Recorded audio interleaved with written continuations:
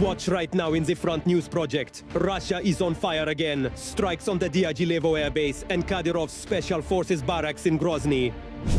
Zaporozhye direction, the 118th Brigade of the Armed Forces of Ukraine is eliminating Russian aggressors. And in Dnipropetrovsk region and Ternopil, the enemy's cunning shelling continues. Fiery, hot and blazing footage from the front line. Watch right now. The bloody war continues. The war that Vladimir Putin and his pack have unleashed on Ukrainian land. The heroic resistance of the Ukrainian armed forces and the entire Ukrainian people in the struggle for their freedom continues. Greetings, this is Front News with you, Vladimir Timoshenko. For the next 30 minutes, you will find out the truth about the war, which our journalists are obtaining from the hottest combat zones. So, are you ready? Then we begin.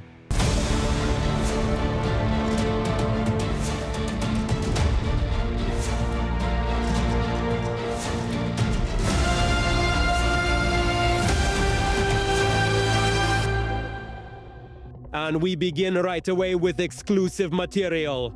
Hell for Russians. Created for Putin's army by members of the 118th Separate Mechanized Brigade of the Armed Forces of Ukraine on the Zaporozhye front.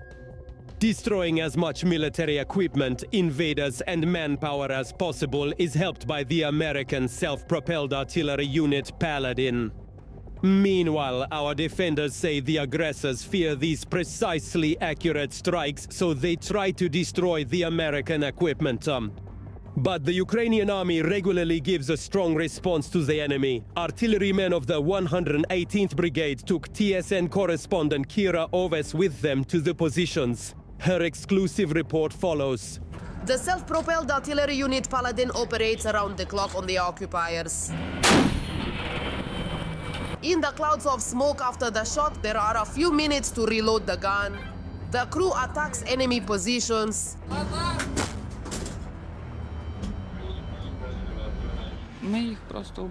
We simply kill them. The occupiers who came to fight here will die here. They need to understand this. They damaged the BM-21, destroyed the D-20 gun and the ZIL or Ural. To understand the work of the Paladin, the crew underwent training in Germany. The 34-year-old gun commander with the pseudonym Poliana says, the Russians are very afraid of this equipment, which strikes precisely and accurately.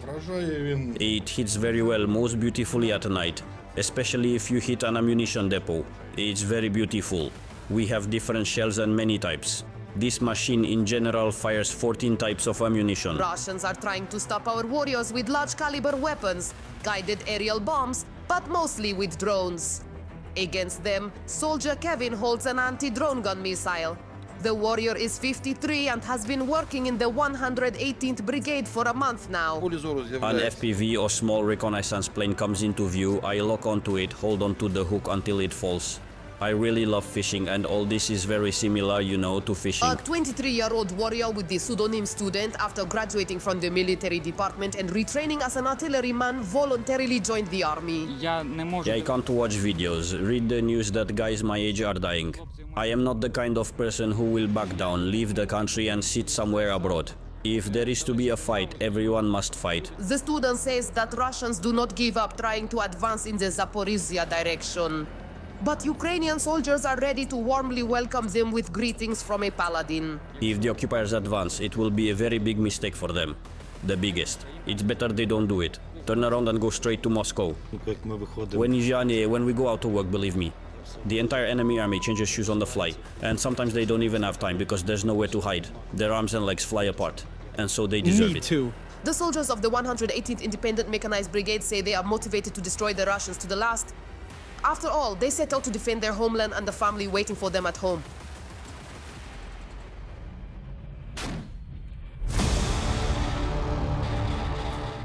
And now it's time to analyze the operational situation on the Kupiansk and Lyman fronts. The enemy continues its military terror here as well. On the Kupiansk direction, the aggressors tried 5 times during the day to advance towards our positions near Novaya Krugliakovka, Lozovaya and Sinko.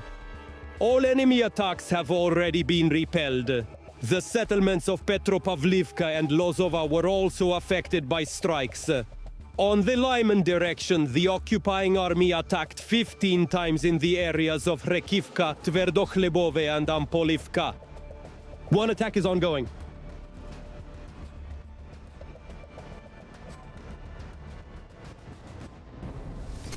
But, as you understand, this week there were fires and blazes within the Russian Federation itself.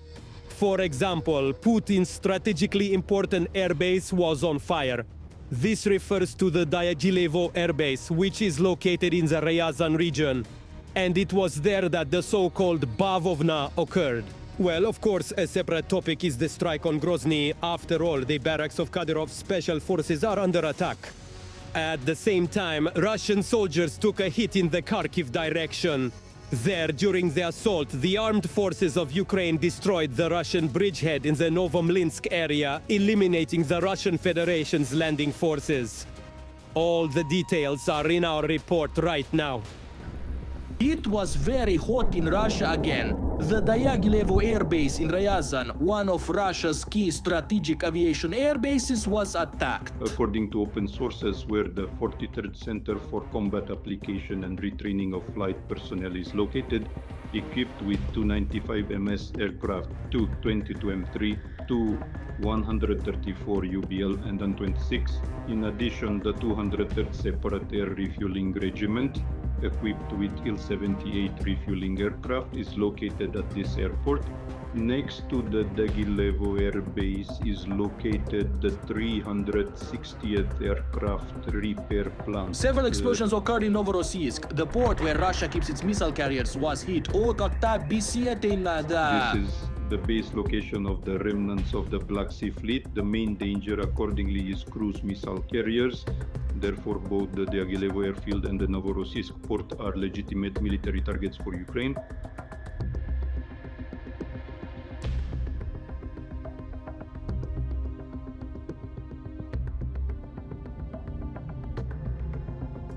It was a restless night in Grozny as well. Drones attacked the Special Forces regiment responsible for protecting the head of Chechnya, Ramzan Kadyrov. At this time, HIMARS is back in action. The armed forces of Ukraine struck a gathering of Russians in the Kursk region.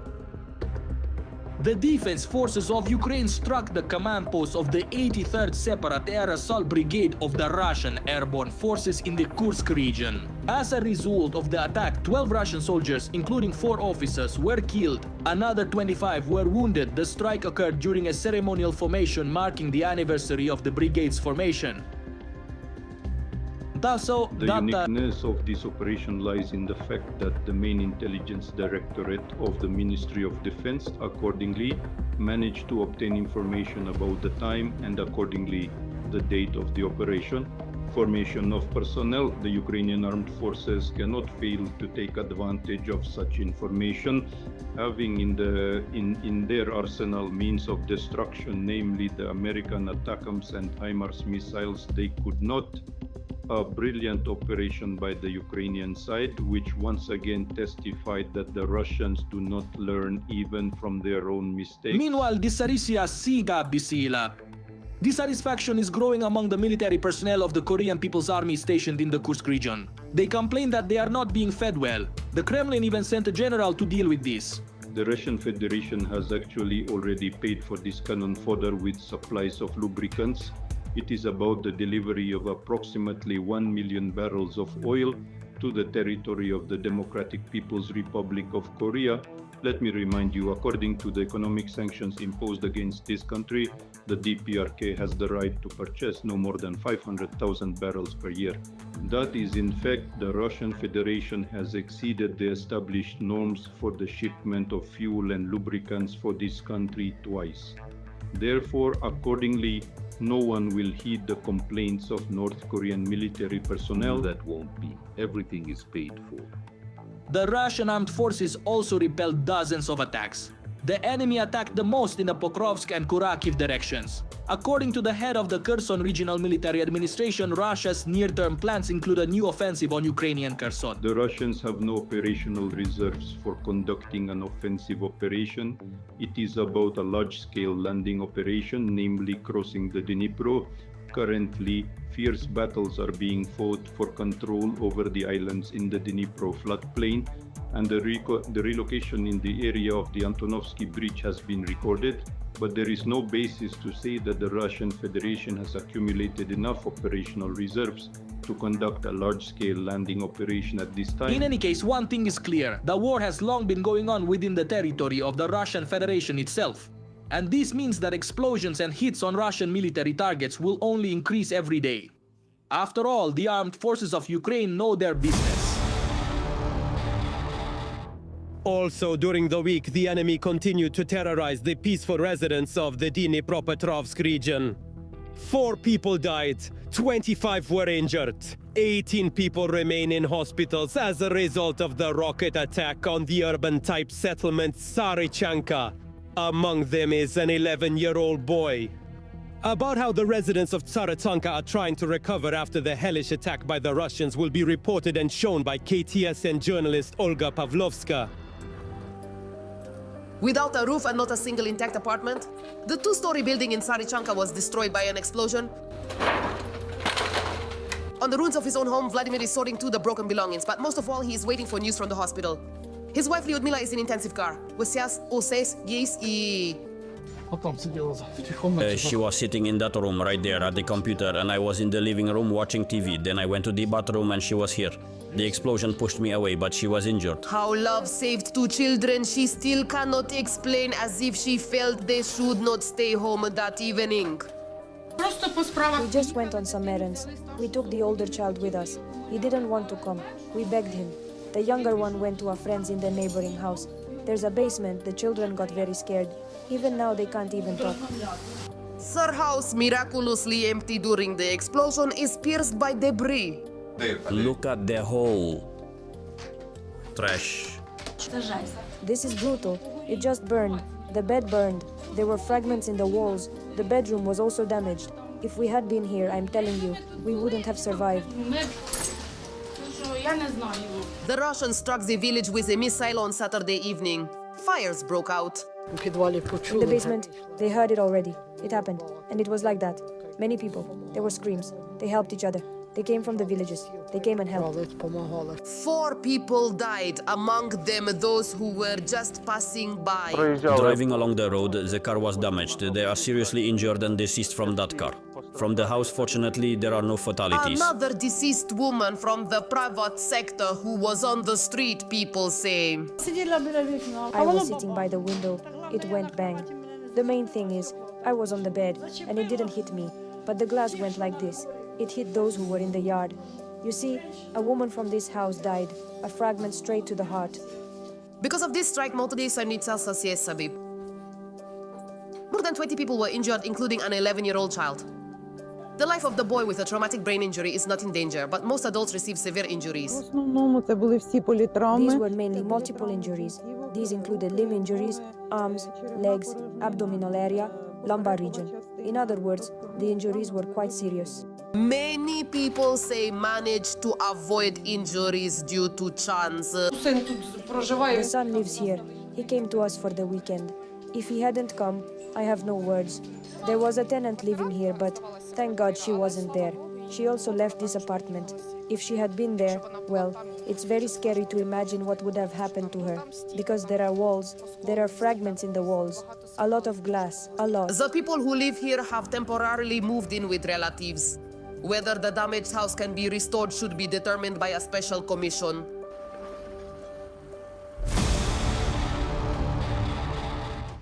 And now another terrifying yet hopeful life story of this war.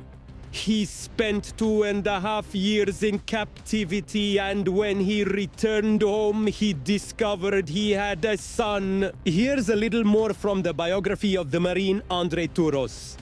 At the start of the full-scale war, he defended Mariupol. That's where he was captured. He went through all the abuse and torture, and in September returned to his native land. So what is life like after Russian captivity? And is Andrei managing to adapt to his new role as a father? Reporter Alina Lisova from KTSN will tell and show us. The first hugs with the dearest ones. And meeting the son he didn't know was born. Dad, how did you turn out? Tell me. About the torment and survival in Russian captivity. I'm sick of the word Russia. I'm sick of the word Putin. I wish they weren't on the map of the universe. And a wish the fulfillment of which was awaited the most. Я хотів, щоб I wanted to receive a letter with my wife sent on it. It's just a dream. моя дружина. Це просто мрія. We are meeting with Andrei near the hospital.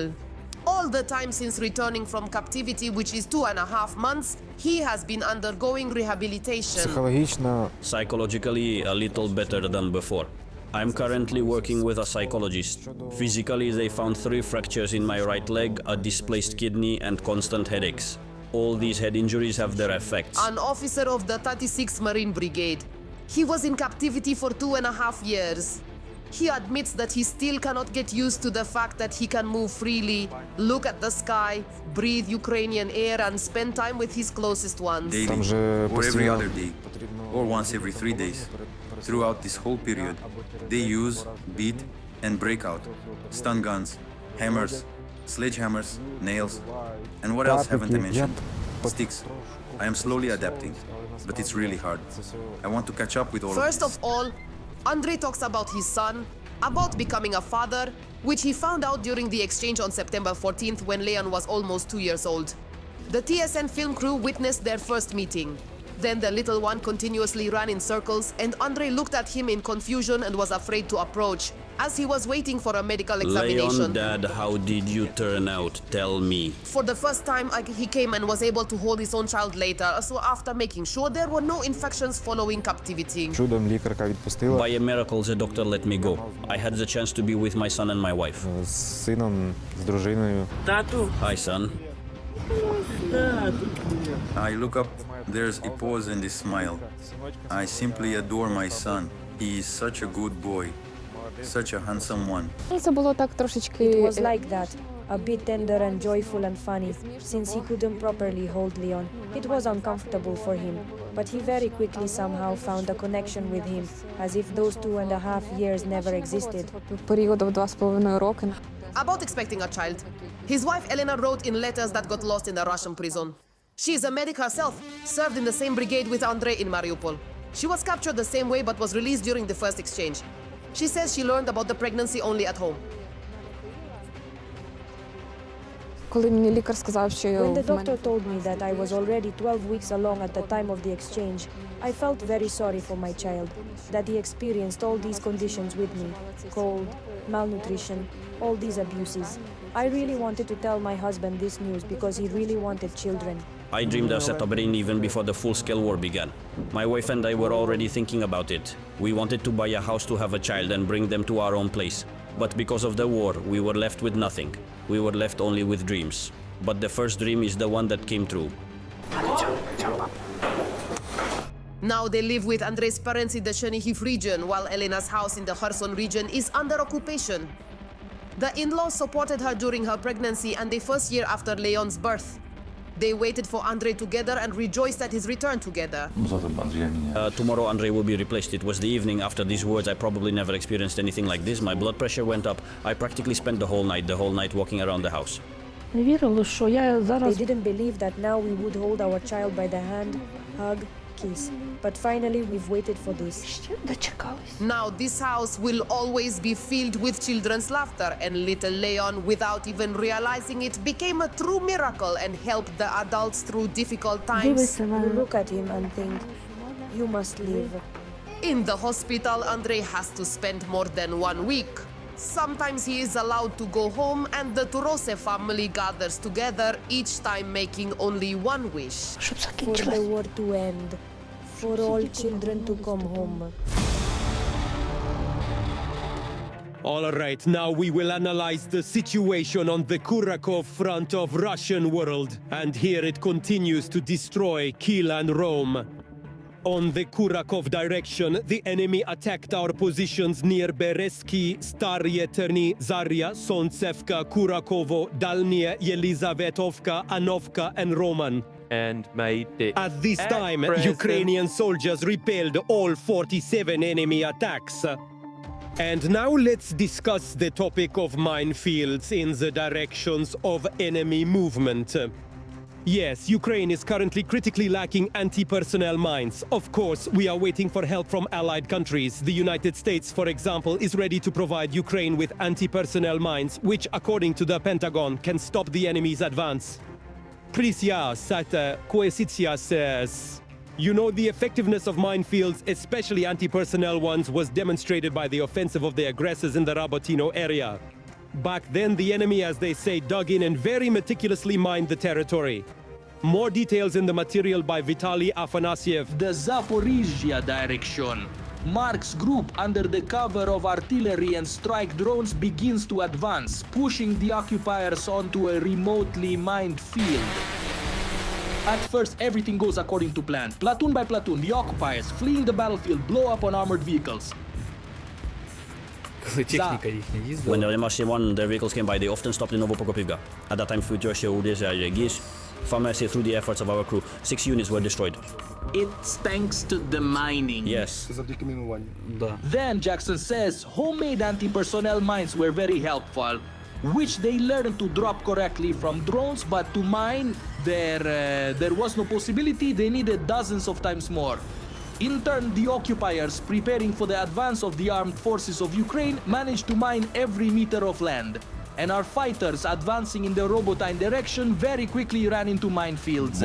They used it in combination with regular fortifications, a properly arranged fire system, correctly deployed anti-tank guided missiles and so on. But mines played a very important role. But for the Air Force, they also play a significant role, both in offense and defense. Especially when it comes to remote mining, then it's possible to save the lives of sappers who no longer risk their lives laying explosive gifts under fire, but send them with robots if it's about anti-tank mines. Anti-personnel mines can be delivered by artillery fire, but they are not yet on the front. Sappers still set up anti-personnel barriers manually. In my opinion, the most effective Western-made are claymores. Speaking of the Soviet model, it's Mankas. They have a similar operating principle to claymore. And Ozanks, which I think are not used in Western countries at all. In the latest weapons package from the United States, anti-personnel mines were announced for the first time, which seem capable of stopping local assaults by the occupiers. The Americans do not specify the type,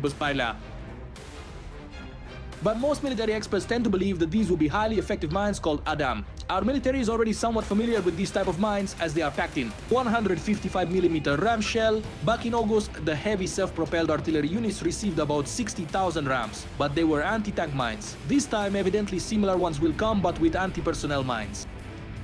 There is no exact confirmation that it is about Adam. If it is indeed about it, then it refers to a 155mm artillery shell filled with 36 anti-personnel mines. Such a system allows for laying minefields at a distance of approximately 7.5 kilometers. If firing, for example, from a self-propelled howitzer M110, the area where these mines need to be laid is approximately 600 meters.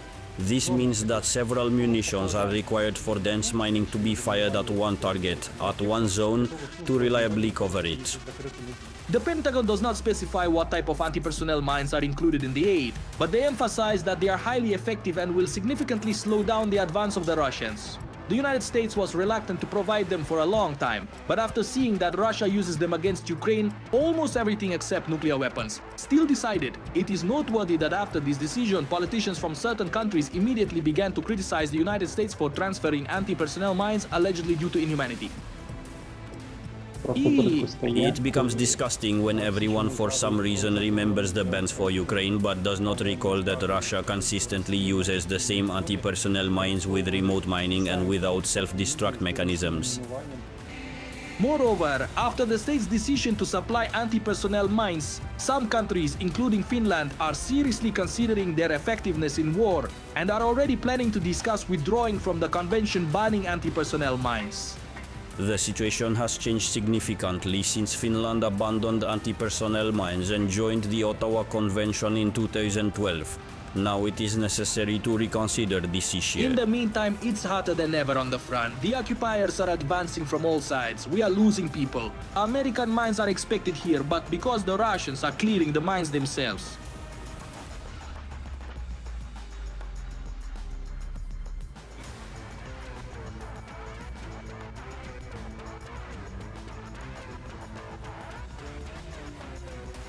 And they advance over their own corpses. Stopping the meat assaults will not be an easy task.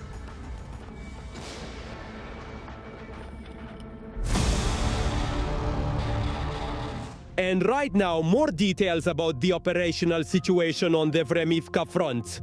Let's be honest, this is another sacred goal for Putin and his pack. Accordingly, the situation here is also extremely tense. On the Vremivske direction, our troops repelled 35 attacks near the Konstantinopolsky diversion of Sukik, Yaliv, Makarivka and Novodarivka. By this time, all encounters have concluded. Additionally, airstrikes hit the populated areas of Kamar and Vremiv. Also, during the week, the enemy heavily shelled the Ukrainian city of Ternopil. An enemy drone hit an ordinary 5-story building. A 45-year-old resident died. His wife and 3 neighbors were injured. Almost 100 people were evacuated from 2 buildings most affected by the attack. TCH correspondent Svetlana Pavluk found out where the people spent the night and whether they would be able to return to their apartments. At 1 in the morning sun, a Russian drone flew into the upper floors of this building. A powerful explosion threw people from their beds. Osa, asosa, sasil. I was sleeping whoosh and I'm already under the balcony. A fire immediately broke out. Rescuers evacuated residents who could not escape by themselves due to the thick smoke. They were immediately housed in a neighboring school and in an urgently deployed emergency center. The man who died lived on the 5th floor. A neighbor from below tried to save him. I ran to the 5th floor. I see a fire in a 3-room apartment. A person is lying on the floor. I ran to drag him to the entrance, but he was already The dead. injured people were immediately hospitalized. By the morning, 3 were sent home. The deceased man's wife sustained burns. She remains in the hospital. Residents of neighboring buildings came together and took in people from the affected entrances for the night. We just ran out, took only the documents and that's it. We ran out without coats. Now we have already taken our things and all the necessities. We were taken in by a neighboring house. A Russian drone destroyed 2 entrances of the building. In the morning, rescuers allowed residents to enter their apartments and retrieve necessary items. The 5-story building is currently disconnected from gas, heating and electricity. Almost 50 windows are broken here. 20 cars in the courtyard are damaged. It was loud. Our relatives went immediately. As reported by the regional administration, Russians targeted the building with a Geran drone. The upper floor apartments were the most affected. Experts are examining the building and will need to report if reinforcement of the load-bearing structures is necessary, what work needs to be done, and when people will be able to return home. After the technical condition of this entrance and the whole building in general is assessed, a decision will be made regarding permission to return. I hope this issue will be resolved by the end of the day today. At the moment, people are waiting to have at least the windows glazed so they can return to their apartments. That's all for today. But very soon in the program, news with new unique reports from our journalists in the most heated war zones obtained to ensure you know the truth. This was Vladimir Timoshenko. Take care of yourself and your loved ones.